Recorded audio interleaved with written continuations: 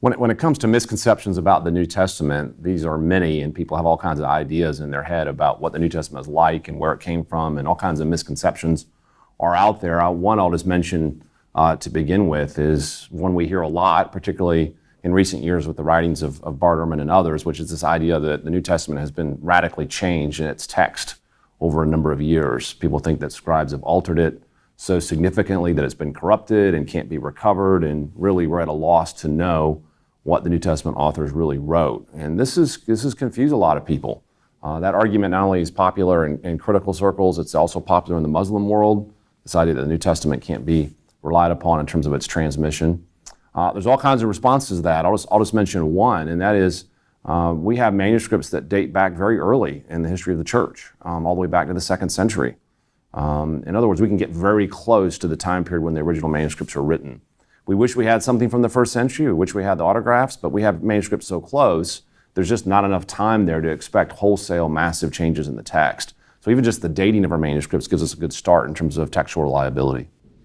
And it's worth adding to that, I think, that if you do comparisons with other ancient documents, Caesar's Gallic Wars, for example, written within a century more or less of when the New Testament documents were written, we have precisely 3 manuscripts that have come down from the Middle Ages for the Gallic Wars, as contrasted with about 5,000 manuscripts of whole or part of the Greek New Testament and about 8,000 manuscripts of early translations. The evidence is simply overwhelming and stunningly early to write things off so freely. It's more imagination than fact.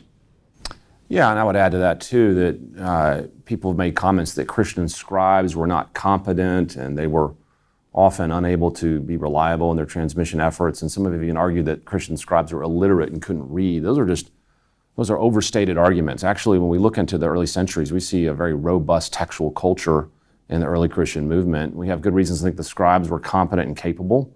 We can look at the handwriting of the manuscripts and see that they really did know their task and knew what they were doing.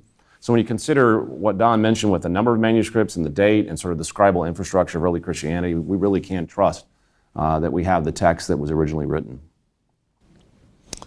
Another myth that has become popular is that originally there were a lot more Gospels. Gospel of Judas, Gospel of Peter, and a number of other documents.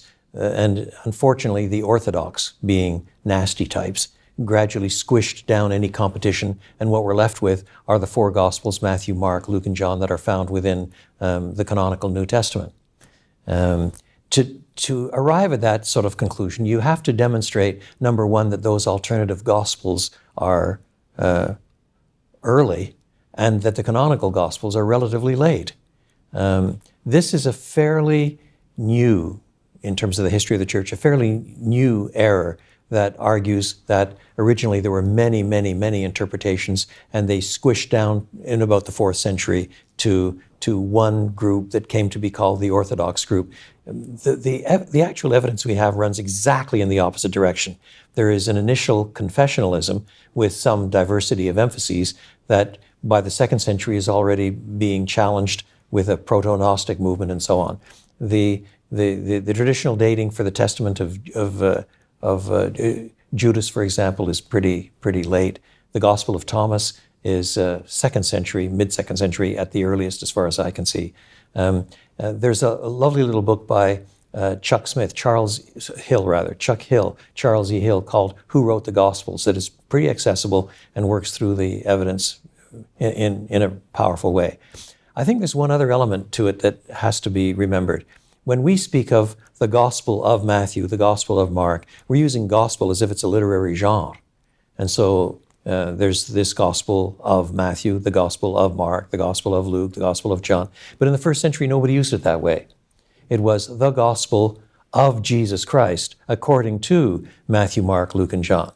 And so it was understood to be one gospel. And that common gospel has certain shared elements: Jesus' origins, his public ministry, and ultimately his death and resurrection and so on, according to the various witnesses, Matthew, Mark, Luke, and John. Whereas if you look at something like the Gospel of Thomas, so-called, from the 2nd century, it's not a gospel in that sense at all. It's a collection of about 114 statements with 2 or 3 little historical snippets, no focus on the death and resurrection of Jesus. It's not gospel in any first century sense at all. It's a collection of Jesus sayings, collected by we do not know whom, approximately in the middle of the 2nd century. So when you look at usage of what gospel means and how they're put together, the early dating of the gospels and so on, I think the evidence is overwhelming that the canonical gospels really did come first.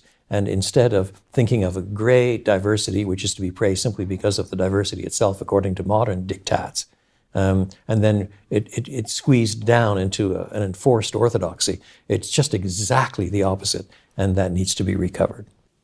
Yeah, I mean, I'll just add one other final thought on that, and that is people often make it sound like apocryphal gospels were as popular or even more popular than the canonical ones in the early church. And you get this impression that kind of no one knew what to read, and everybody's reading all kinds of stuff, and everybody had their own gospels, and Gospel of Thomas was as popular as the Gospel of John and things like this. But we have little ways to tell how popular books were. One of the ways we can tell is the remnants of manuscripts they left behind, and the canonical Gospels have so many more from those early centuries than all the apocryphal ones that we have. And another way we know is from the frequency of citations. The patristic sources, they occasionally reference an apocryphal Gospel, but the overwhelming weight of patristic citations is all in the favor of Matthew, Mark, Luke, and John. And so taking all those things together, we can really be confident that Matthew, Mark, Luke, and John are really the best Gospels in our New Testament.